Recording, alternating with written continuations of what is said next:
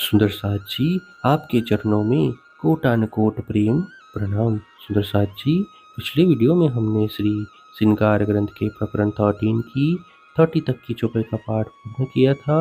आज हम आगे की नई चौपाइयों का पाठ करेंगे। सुंदर साथ जी, अगर आपको यह वीडियो अच्छा लगे तो प्लीज़ लाइक करें और जो भी सुंदर साथ आपके साथ जुड़े हुए हों उन सबको भी यह वीडियो अवश्य शेयर करें। सुंदर साथ जी, जिन्होंने अब तक हमारे इस चैनल को सब्सक्राइब नहीं किया, वे प्लीज़ इस चैनल को सब्सक्राइब कर दें ताकि आने वाले नए वीडियो का नोटिफिकेशन आपको तुरंत मिल जाए।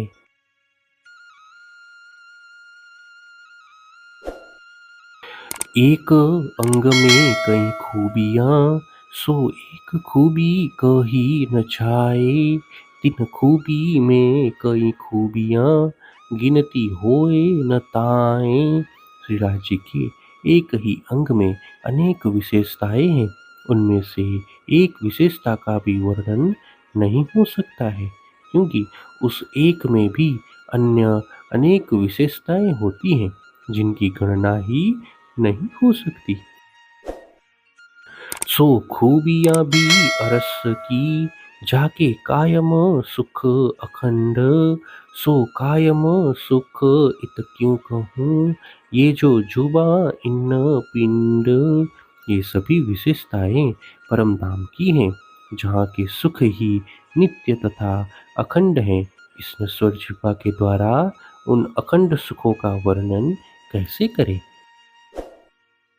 क्यों वर्णो अरस अंग को, एक अंग में अनेक रंग। जो देखो ताके एक रंग को, तीन रंग रंग कई तरंग। परम धाम के अंगों का वर्णन ही कैसे किया जाए, क्योंकि वहाँ पर एक अंग में भी अनेक रंग विद्यमान हैं। यदि उनमें से एक रंग को देखने लग जाए तो उसमें अनेक तरंगे दिखाई देती हैं। सो एक तरंग ना कह सको, एक तरंगे कई किरण। जो देखूं एक किरण को, तो पार न पाऊं गुण गिन। इस उस एक तरंग का भी वर्णन नहीं हो सकता है, क्योंकि उसमें भी अनेक किरणें हैं। यदि एक किरण को देखने लग जाए तो उसके भी गुणों की गणना नहीं हो सकेगी। एह निमुना देत हो, सो रूहे जाने जो सिफत करत। जथार्थ शब्द न पहुँचही, तो जुबा पहुँचे क्यों हक सिफत। यह तो मात्र उदाहरण दिया है, इसकी वास्तविकता को तो ब्रह्म आत्माएं ही जान सकती हैं, क्योंकि वे ही इसकी महिमा गाती हैं। इस नश्वर जगत का एक भी शब्द परम धाम की यथार्थता का वर्णन करने के लिए योग्य नहीं है, तो यह जिह्वा श्री राज जी की महिमा का गायन कैसे कर सकेगी। जो कबू कानो ना सुनी, सो सुन जीव गोते खाए। धम ख्वाबी बानी वाहे दत्त की, सुनते ही उड़ जाए। श्री राज जी की इस दिव्य महिमा को कभी भी किसी ने नहीं सुना था। उसे सुनकर नश्वर जगत के जीव गोते खा जाते हैं, क्योंकि स्वप्न के जीव अद्वैत भूमिका की वाणी सुनते ही उड़ जाते हैं।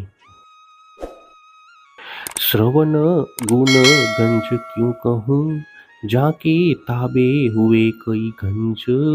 इन गंजो गुण सुख सो जानही, जिन बका हक समझ।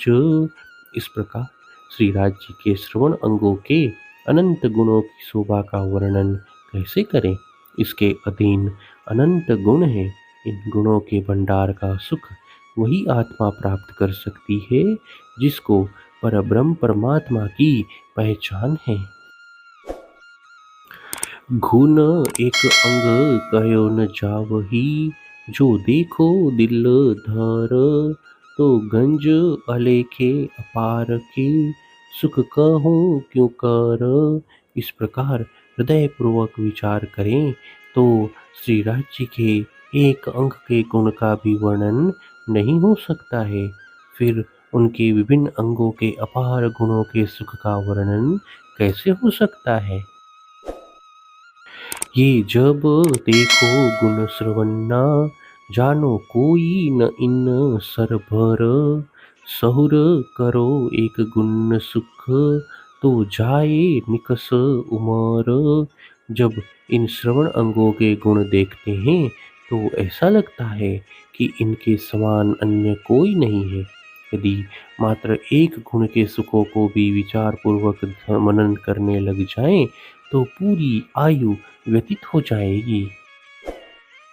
ताथे सुख और अंगों के, सो भी लिए दिल चाहे।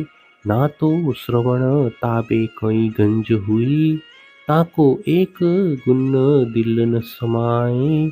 इसलिए मैंने अन्य अंगों के सुखों को भी इच्छानुसार ग्रहण किया है, अन्यथा इन्हीं श्रवण अंगों के अधीन भी अपार गुण हैं, जिनके मात्र एक गुण का सुख भी हृदय में समा नहीं पाता है।